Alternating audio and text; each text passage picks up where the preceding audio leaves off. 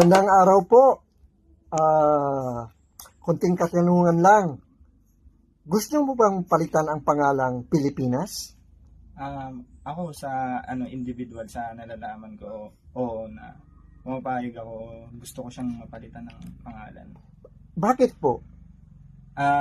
Based din kasi sa mga taong nakausap ko, sa mga kaibigan ko na mga elders na nag-google ng oras, panahon nila sa pagsasaliksik kung ano ba talaga yung identity nitong bansa na to. Yung bansang Pilipinas, yung pangalan ng bansang Pilipinas galing to sa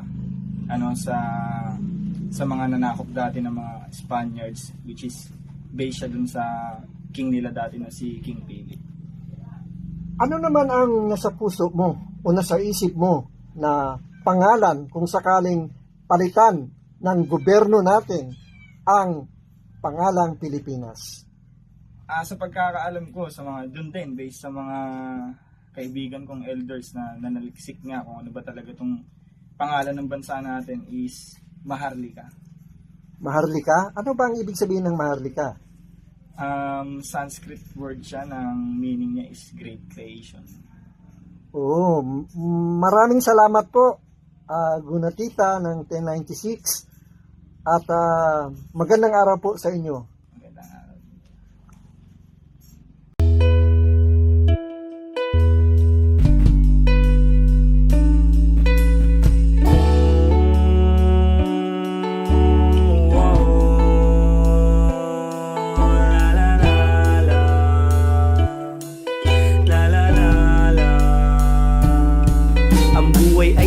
Patungkol sa material na bahagi, laging pakatatandaan sa dulo merong bahaghari. Pagkatapos ng ulan, may liwanag na naman na kung saan malaya ka nang ngumiti at magmahal sa mundo na napakaingay. Gahiraya manawari, magtanim ka ng mabuti na binhi lahat aani sa lidumay, sapagkat ipinagpala sa lahat. Tayo ay nasa lupaing likas ang yamang natural.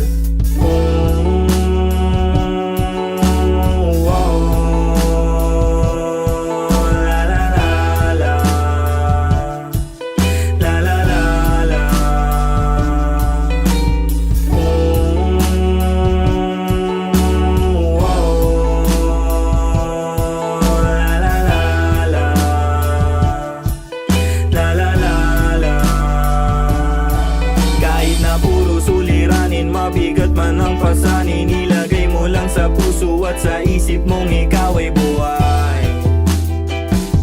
Ikaw ay buhay. Kahit na puro suliranin, mabigat man ang pasanin, ilagay mo lang sa puso at sa isip mong ikaw ay buhay.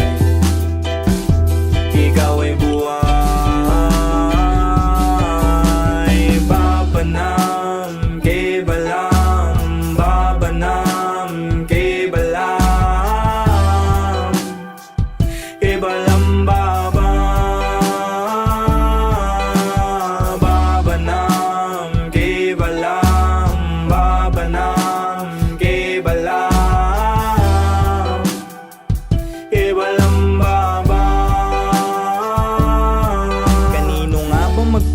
kanino nga ba sasang-ayon? Sa tingin ko sa sarili muna natin, pagkatapos ay saka mo simulang kilalanin ang ugat ng pagkabuhay sa mundo. Paniguradong alam at salamat sa mga bugtong ng buhay. Baba panalangin kung lumaya na lahat na parang ibon lang sa hangin. Walang dapat na isipin kundi ang pagmamahal na isinaboy pababa mula sa pinakataas.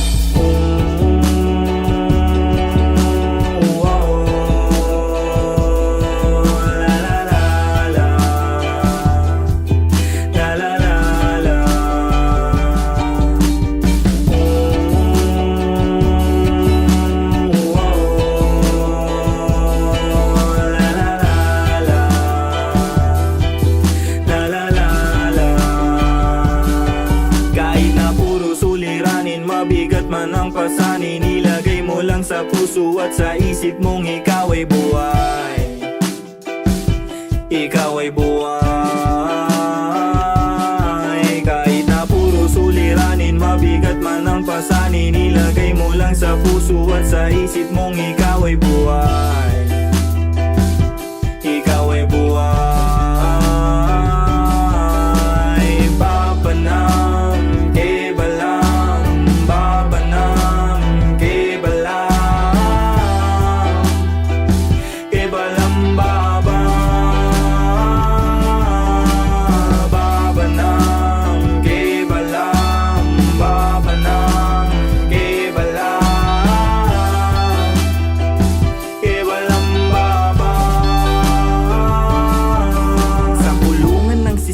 papalayain ang iyong isip. Kalooban mo ang susi sa malawak na paligid. Kapit lang sa hilig, gawin ng may pag-ibig. Ang bawat kilos at galaw wala mang nakatitig. Balang araw sa iyong pananaw ika'y malilinawan. Sa pantay mong pagtanaw mas lalo ka nagaganahang palinawin ng malabo ang lahat ng naranasan sa nakaraan ay parte lamang ng kasalukuyan.